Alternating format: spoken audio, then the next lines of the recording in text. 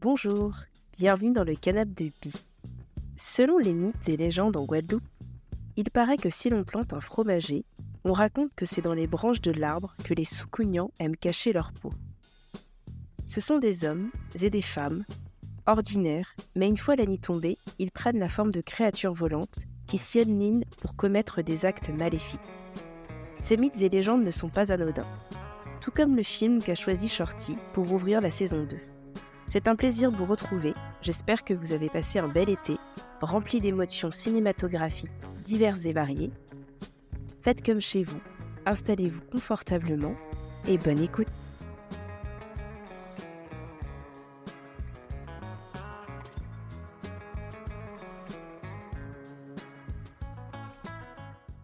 Salut Shorty, comment ça va? Ça va bien, merci et toi? Super, je suis très contente de t'accueillir pour cette nouvelle saison. Est-ce que tu pourrais te présenter? Alors, je suis Shorty, de mon vrai nom Emmanuel.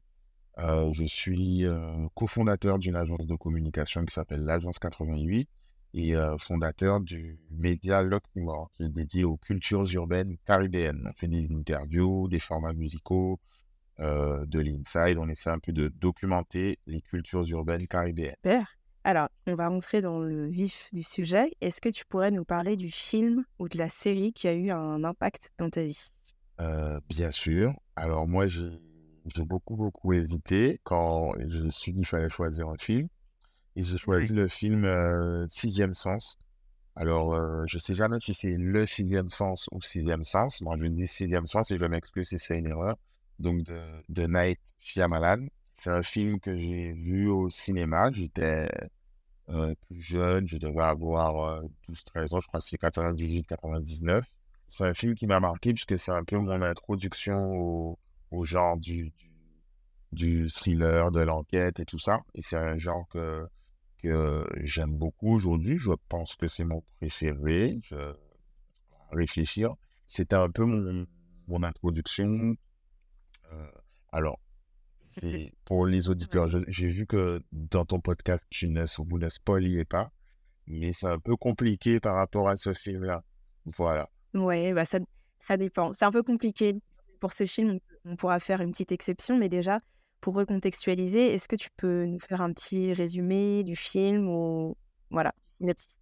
D'accord. Alors, spoiler alerte, ceux qui n'ont pas encore vu, je vous encourage à regarder avant de revenir écouter. En fait, c'est un film donc, qui présente Bruce Willis, qui est en fait psychologue pour enfants, je crois. Alors, je précise que je n'ai pas revu très récemment le film, OK. donc je parle un peu à l'aide de mes connaissances. Il est donc psychologue pour enfants. Et donc, au début du film, on nous présente un Bruce Willis en couple chez lui. Un de ses anciens patients pénètre chez lui par effraction et, comment dire, en crise. Et en gros, lui fait des reproches et lui tire dessus. Voilà. Ensuite, on retrouve Bruce Willis quelques années plus tard et qui rencontre un petit garçon afin de l'aider, de l'accompagner. Et donc, c'est un garçon qui fait des crises et tout ça. Et il y a des similitudes entre ce jeune garçon qui euh, a les mêmes problèmes, on va dire. Son cas, disons, se rapproche du personnage du début qui a attaqué Bruce Willis. Et donc, voilà, Bruce Willis donc, apprend à connaître ce garçon, à gagner un peu sa confiance, essayer de comprendre ses problèmes. En parallèle de ça, Bruce Willis a des problèmes au sein de son couple qui semblent être liés au fait qu'il s'était fait tirer dessus. Voilà, le film évolue comme ça et c'est très difficile du coup de s'en spoiler. Mais du coup, c'est un film qui a un rebondissement de fin en fait qui change un peu toute la perception du film. Et en ce qui me concerne, c'était la première fois que je voyais ça tout simplement. Et c'est un peu des systèmes de narration après qui ont été beaucoup utilisés, qui sont presque classiques aujourd'hui en fait, et on s'y attend limite dans les films. En fait, moi, à cette époque-là, à 12-13 ans, j'étais totalement retourné, en sachant que le film en lui-même, il est déjà un peu perturbant. surtout que j'étais jeune. L'introduction, du coup, qui était quand on a tiré sur Bruce Willis, une, une réalisation assez lente. Pareil, c'est difficile d'en parler sans spoiler. Bon, allez, on spoil. Vas-y, je t'en prie. Euh, le, en fait, il y a vraiment des scènes en fait, très lentes, silencieuses, où en fait, toi, en tant que spectateur, tu t'interroges, tu es un peu perturbé, on ne comprend pas exactement ce qui se passe. Et toutes ces scènes-là, du coup, on les comprend lors du rebondissement de fin. Et j'ai envie de dire, il faut Oui. limite le regarder 2 fois de suite pour bien saisir euh, toute la subtilité de certaines scènes. Et justement, quand tu l'as vu déjà, est-ce que tu étais tout seul, avec des amis, de la famille?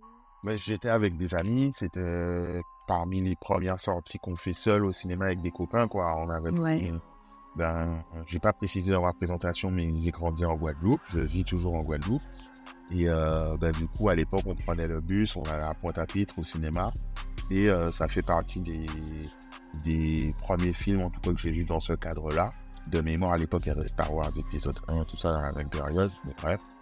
Et voilà, on était entre nous, et même dans la promo du film, et tout ça, c'était un peu présenté comme un film d'horreur. Complètement, ouais. Bon, alors que c'est vrai qu'il y a un petit côté horreur, mais je dirais plus, je sais pas si c'est le bon terme, mais anxiogène, il y a une pression un peu Angoissant. dans, voilà, exact, dans le film. Je pense qu'en y allant, de mémoire, on y allait un peu pour se dire, on va voir un film d'horreur, se faire un peu des frayeurs. Oui. Je sais que tu avais reçu une invitée qui aimait bien les films d'horreur. Et je pense qu'on allait un peu dans ce cadre-là, de sursauter, tout ça. Et c'était pas du tout le cas, quoi. Et enfin, il y en avait comme il y a pas mal de petites scènes, mais disons que c'est pas le plus Ouais. angoissant, c'est plus le fait de ne pas comprendre le problème du petit. On ressent aussi la pression au sein du couple de Bruce Willis. Euh, C'était un peu une pression. Et voilà. Et c'est dur de dire si c'est ce qui a créé mon amour pour ce genre-là. Mais c'est vrai qu'après, tout ce qui est thriller psychologique Oui.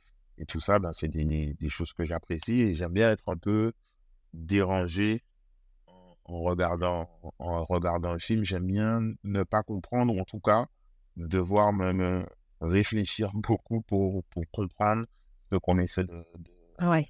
de me présenter, quoi.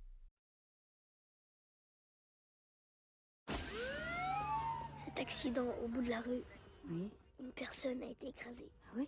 Une cycliste. Elle a été tuée. Oh mon Dieu, tu la vois? Oui. Où est-elle? Elle est là, à côté de ma fenêtre.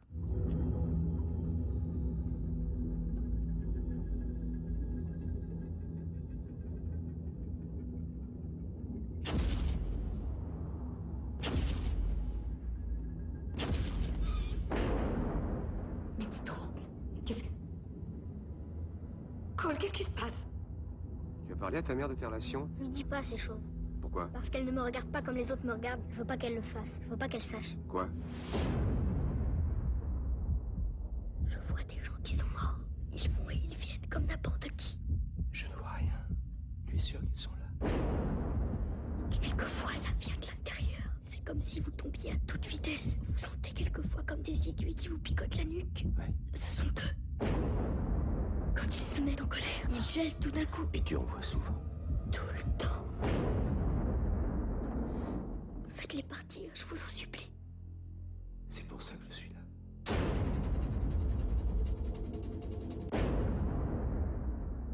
Ouais, ce qui est assez drôle, parce qu'on a très peu d'âge d'écart. Et je sais qu'à l'époque, justement, en tout cas ici dans l'Hexagone, ça avait été perçu un peu comme un film d'horreur ou très très angoissant. Je crois même que c'était peut-être interdit aux moins de 12 ans. Et du coup, à l'époque, mes parents j'avais pas eu l'autorisation d'aller le voir. Et j'étais restée pendant des années en tête en pensant que c'était un film d'horreur. Et quelques années plus tard, quand je l'ai regardé, j'ai vu que c'était angoissant et qu'il y avait des moments où voilà, c'était très surprenant, mais que c'était pas Exact. Scream ou d'autres films. Donc après, voilà, ça dépend si on aime tout ce qui est paranormal, des choses comme ça. Mais c'est vrai qu'on est en plein dedans Et je trouve que c'est la force du film. Et du coup, quand tu l'as vu, qu'est-ce que ça a provoqué comme émotion chez toi? Est-ce que tu t'es dit, par exemple, c'est plutôt l'aspect paranormal et sixième sens qui t'a marqué? Ou justement, c'est plutôt le... Parce que ce qui, moi, m'a frappé, par exemple, maintenant, c'est la relation entre la mère et le fils, tu vois?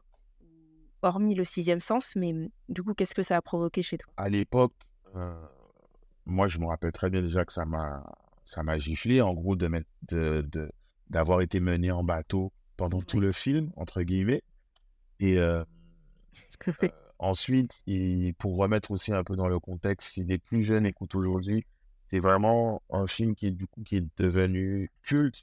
Il y a eu la fameuse réplique «Je vois des gens qui sont morts». Le concept en lui-même, ça a été repris après dans Oui. les films parodiques, les scary movies, et tout ça. Il y a eu énormément de références. Je crois que «Je vois des gens qui sont morts», c'est rentré dans les tops des répliques des films avec Luc, je suis ton père, tout ça. Donc en fait, c'était un vrai phénomène en fait à ce moment-là. Donc j'essaie de me replacer dans le contexte, hein. Puisqu'après, je l'ai revu effectivement Oui. adulte. Et moi, ce qui m'a marqué euh, quand je regardais, c'était, ouais, peut-être vers la vingtaine, j'ai commencé à vraiment regarder des films, à essayer de comprendre mieux la réalisation. Et c'était comment le réalisateur a réussi à nous cacher que Bruce Willis était, spoiler alert, mort, en fait. C'était vraiment incroyable, perso. Il y a une scène dont je me rappelle où le petit, il rentre chez lui et il trouve sa mère en train de discuter avec Bruce Willis. Ou du moins, nous, on se dit qu'ils sont en train de discuter. Voilà. Pareil, Bruce Willis avec sa femme. Pendant tout le film, on croit qu'il a des problèmes de couple, de compréhension, de dialogue avec sa femme. Et en fait, effectivement, c'est quand on a le rebondissement de fin où on apprend que Bruce Willis est décédé, qu'on comprend en fait qu'il se parlait tout simplement pas. Et ça, c'est vraiment ce qui m'a marqué. Est-ce que est-ce qu'on peut ne pas savoir qu'on est mort, la vie après la mort, tout ça, c'est des aspects, je pense, qui m'ont marqué. C'est ce sur quoi je réfléchissais. Ouais. Quels sont les impacts? Parce que j'imagine qu'entre tes 12 ans et la fois où tu l'as revu, du coup, tu as eu un autre recul. Et globalement, maintenant, aujourd'hui, tu dirais quelles répercussions ou quel impact, quelles leçons tu as pu en tirer dans ta vie, en fait, grâce à ce film? Ouais, comme il y a vraiment cet aspect un peu paranormal, j'ai du mal à mettre directement dans ma vie. Mais franchement, quand je regarde un film, je me pose la question, du coup, est-ce que ce sera pas une fin à la sixième sens, en tout cas? Donc, en tant que spectateur, c'est sûr Ouais. que j'ai été... Ça m'a marqué, quoi, en tout cas. Mais, ouais, en direct dans la vie, bon, je pense, il y a des notions que de harcèlement, puisque le patient de Bruce Willis, il est un peu embêté à l'école du fait qu'il a des crises d'angoisse, il est un peu bizarre, donc on apprend pourquoi. Et ouais, peut-être ça aussi, ça m'a marqué. Euh, mais pareil, j'avais déjà un certain âge, à 12 ans, à peu près, normalement, on arrête si on n'est pas un méchant. On, on est déjà assez grand pour éviter ce Mhm. genre de choses. Donc, voilà. C'est vrai que tu te parlais donc, du harcèlement scolaire, enfin, voilà, de ce que ça a pu susciter chez toi. Mais en fait, ce que je me demandais, c'est outre les leçons que tu as pu tirer dans ce film, est-ce que ça t'a ouvert à d'autres genres? Est-ce que tu avais envie d'aller plus loin? Comme je te disais, donc par exemple, moi, avant de découvrir le sixième sens, j'ai découvert Le Village. Et du coup, avec cet effet twist où tu t'attends à quelque chose et il y a un renversement, c'est ce qui fait la signature de ce réalisateur. Est-ce que ça t'a, voilà, artistiquement, ça a pu t'ouvrir des choses ou qu'est-ce que ça a provoqué chez toi?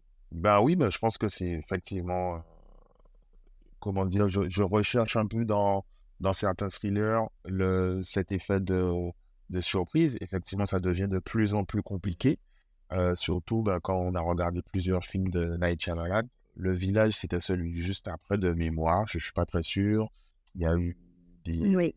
Il y a eu Split, il y a eu Signe, Incassable. Non, c'est Incassable, non? Ouais. Oui, c'est ça, Incassable, ouais. Ouais. En tout cas, les films de ce réalisateur, ils ont été. Il y a forcément eu moins de surprises, puisque effectivement, c'est une de ses signatures. Les autres aussi, je sais pas si tu as lu les autres. Qui a un peu de tout, mais je crois que Split et les autres, c'était pas lui. Avec Nicole Kidman? Ouais, non. Non, non, c'était pas lui. C'était pas lui, ok. Et donc voilà, en tout cas, c'est quelque chose effectivement que j'ai recherché par la suite. Donc forcément, pour pour être surpris, pour être Mhm. un peu challengé dans le visionnage bah, du coup, ça a poussé à regarder d'autres Ok. thrillers psychologiques, quoi. Et du coup, pour rebondir sur j'ai cherché en fait que c'était quoi la définition du sixième sens, parce que le titre du film porte bien son nom. Et donc j'ai trouvé que c'était une intuition éprouvée de telle manière à avoir une capacité d'anticipation exceptionnelle qui ne peut trouver une explication rationnelle avec l'usage de nos cinq sens habituels. Et pour rebondir, je voulais savoir, toi, est-ce que tu as déjà eu l'impression d'avoir un sixième sens ou pas du tout? Est-ce que tu as déjà expérimenté ça dans ta vie? Parce que je sais que pour parler, voilà, pour décrire un peu à nos auditeurs et auditrices, aux Antilles, il y a beaucoup de traditions, il y a beaucoup de contes. Alors certains pourraient s'appeler des contes ou légendes, on y croit ou on n'y croit pas. Mais c'est vrai que Ouais. Le magico-religieux en général, ouais. voilà, c'est vrai que quand j'ai vu le film et que à chaque fois ça me fait ça, je pense à mes invités et ce que ça a pu provoquer chez eux. Du coup, instinctivement, je me suis dit, est-ce que, voilà, toi, tu as déjà pu expérimenter cette sensation de sixième sens où tu sais pas pourquoi, mais tu as une intuition qui est complètement hors du rationnel? C'est exactement ça, en fait. C'est un peu déjà autour de nous, de base, ces notions de sixième sens, de choses qui se passent. Je dis pour rigoler, mais de gens qui se transforment en chiens la nuit et tout ça. Et Ouais. ouais, ça a sûrement joué. Et moi, d'une manière générale, ouais, j'essaie de me fier à mon instinct pour des décisions, pour des choix que j'ai à faire. Donc, ouais, en ce sens, ouais, moi, je dirais que je suis plutôt sensible à ça, quoi, au côté intuition. J'essaie d'écouter par rapport à ce que je ressens, quoi, de manière qui peut paraître pas forcément rationnelle de premier abord, quoi. Ok. Et justement, donc la maman qui est jouée par Toni Collette, elle explique en fait quand elle a tourné le sixième sens qu'il y a eu un peu des phénomènes paranormaux. Elle dit que, par exemple, quand elle était très stressée pour le tournage et quand elle se réveillait, elle voulait faire de la méditation et à chaque fois, elle se réveillait à l'heure. Donc, c'était 1h11, 3h33. Et elle a expérimenté la même chose quand elle a tourné 10 ans plus tard sur un film de Hitchcock. Et elle a senti que c'était tu vois, comme un sixième sens. Elle ne sait pas pourquoi, mais elle explique ça. Donc, c'est pour ça que je voulais te poser la question si ouais, c'est des sensations étranges ou des sensations de déjà vu aussi parfois. Ouais, mais moi, je me dis aussi que si un film comme ça, il a pu marquer bah, plusieurs générations de par le côté pesant, angoissant et tout, j'imagine les acteurs eux-mêmes, dans, Mmh. en se créant le mood, en tournant, en rentrant dans les personnages, je me dis que forcément, ça joue aussi un peu sur leur, euh, leur état mental, psychologique.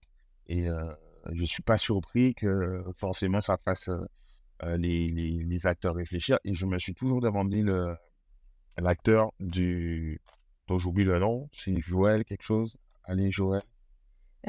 C'est, Haley Joel Osment. J'imagine que lui-même, ça a dû le perturber. Je me demande si à cet âge-là, on les fait jouer dans ce genre de film et pas regarder le film au final, tu vois, les choses comme ça.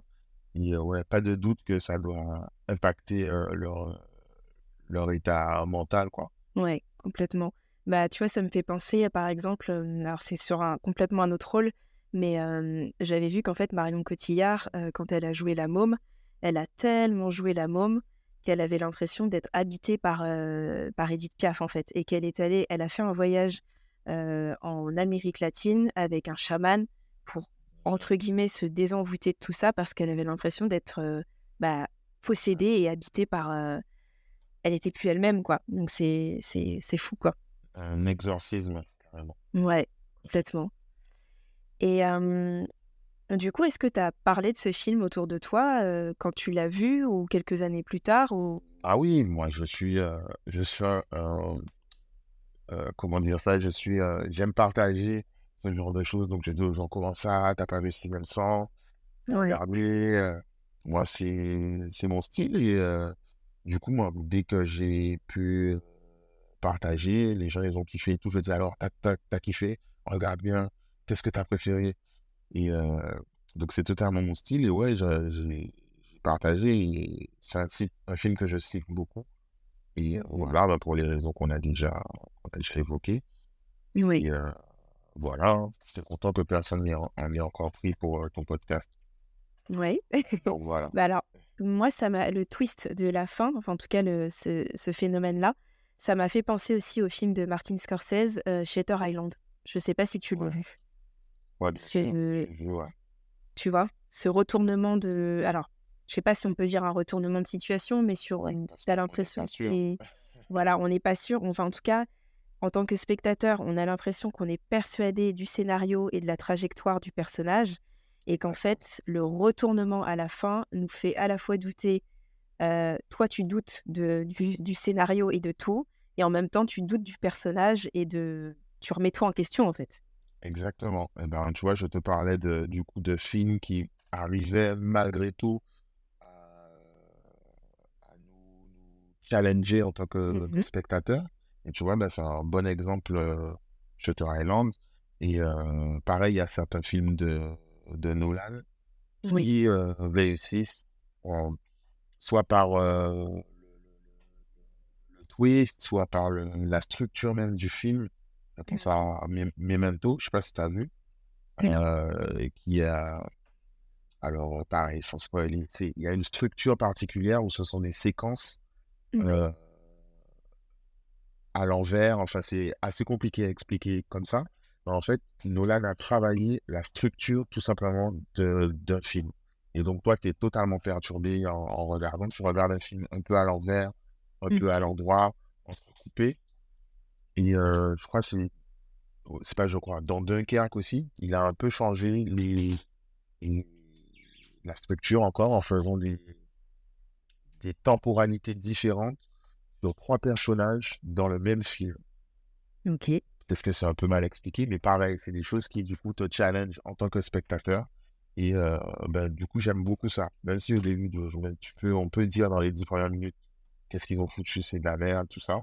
Mais au final, Ouais. tu comprends et j'aime bien ça, quoi. Et justement, parce que les films de Nolan, on en parlait avec Thaïs, qui avait choisi le film Inception.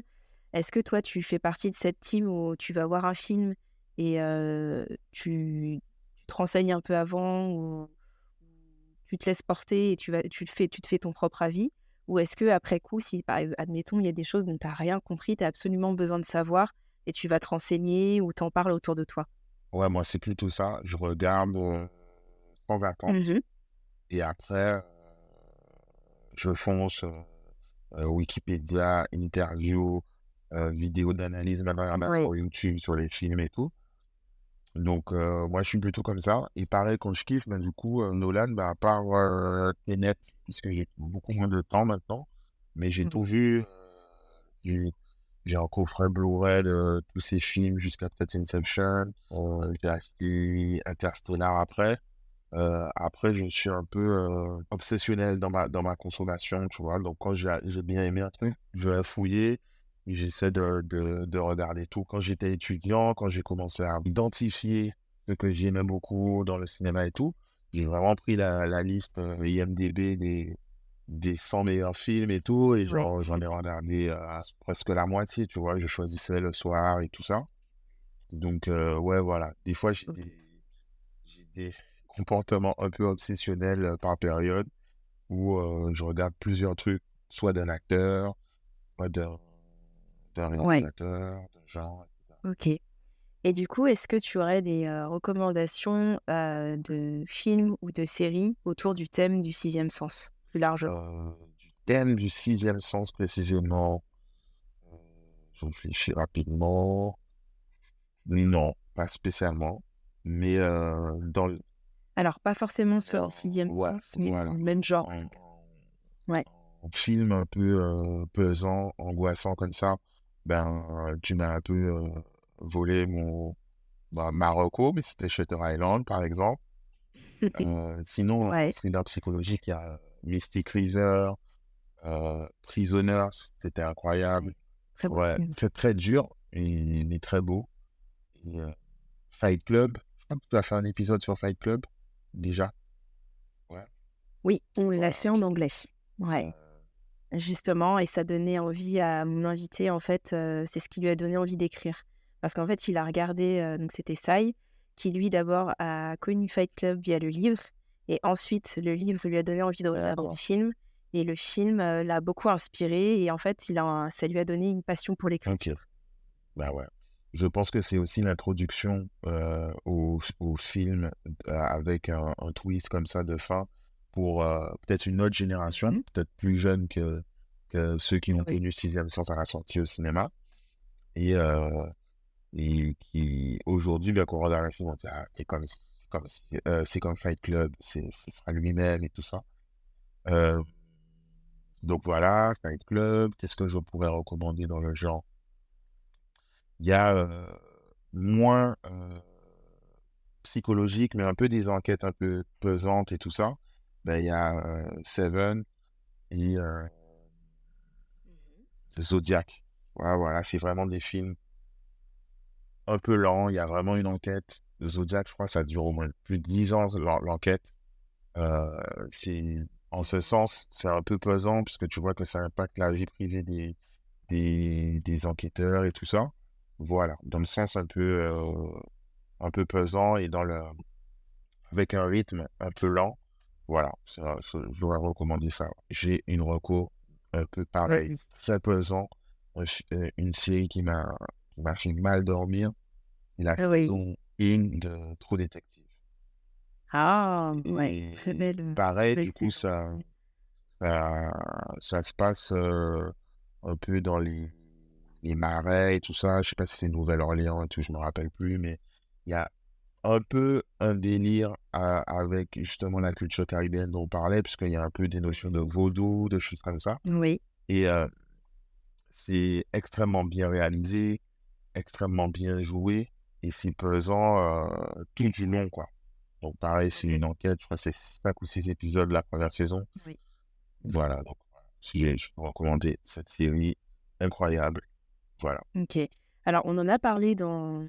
c'était dans un autre épisode. C'était avec Jonathan, et en fait, c'était sur la thématique. Enfin, c'était un film sur la thématique du divorce. Mais je pense qu'en tout cas, la série pourrait te plaire. Ça s'appelle The Affair. Et en fait, le postulat de départ, c'est un adultère dans un couple. Et c'est un fond d'enquête policière. Et en fait, si tu veux, tu vois le point de vue de l'homme et le point de vue de la femme. Et en fait, il y a du suspense. Il doit y avoir à peu près 5 ou 6 saisons. Et je pense que ça pourrait te plaire. Parce que il y a D'accord. un peu ce côté. Alors, ça me fait penser un peu à True Detective, mais en même temps, tu as un côté enquête policière et à la fois sur des faits réels, etc. Et la narration est vraiment bien faite, pour le coup. Ok, je me note ça sur ma longue liste de Ouais. choses à rattraper et avec Ouais. plaisir, je regarderai. Ça me dit quelque chose le nom, donc il y a peut-être aussi des amis qui m'ont recommandé ça, donc je Ouais, regarderai d'autant plus. Mmh. Et du coup, quel a été le film ou la dernière série qui t'a marqué récemment, que tu as vraiment apprécié? Alors c'est pas du tout le même genre, mais c'est Atlanta. C'est vraiment un des trucs que j'ai le plus kiffé dans ces dernières années par rapport. Je trouve que c'est juste, c'est drôle, c'est bien écrit, c'est bien joué. Il y a de la subtilité, des références qui me plaisent et qui me parlent de la culture, la culture hip-hop. Je trouve qu'il a réussi à faire une série engagée, une série entre guillemets de noir, mais sans être cliché par rapport à tout ce qu'on peut voir. Et que moi, je ne suis pas particulièrement client de trafic, drogue, gang, etc. classique. Ouais. Et ça parle de jeunes afro-américains qui, forcément, ils ont leur culture est liée au hip-hop et tout ça, mais sans être cliché et tout ça. Donc j'ai trouvé ça fin, subtil, bien joué, des plans, de la réalisation. Et c'est vraiment un des trucs, je trouve que c'est sous-coté d'ailleurs. On ne dit pas assez que c'est génial. Et je pense que ces dernières années, c'est ça. Et aussi, on rigole beaucoup. Voilà, je pense que c'est derrière. Ouais, c'est une belle série. J'aime beaucoup moins au cinéma. Donc, j'ai moins de temps et en Guadeloupe, ça coûte plus cher, tout simplement. Ça revient plus tard. Il y a pas de système d'abonnement comme la carte UGC que j'avais quand j'ai vécu à Paris et que du coup, j'ai pu Ouais. regarder beaucoup, beaucoup plus de films pendant 7-8 ans. Donc, ouais. Ok. Bah, c'est vrai qu'aussi de nos jours, avec toutes les plateformes et toutes les séries qui sortent, il y a quand même de très bonnes séries Exactement. et qui sont aussi bonnes que de très bons films. Et du coup, ça prend plus de temps vu qu'en plus, voilà, les saisons sont de plus en plus longues. Mais pour rebondir sur ce que tu disais, je sais pas si tu connais la série Insecure, Je connais, j'ai pas encore regardé. qui je trouve est un Ouais.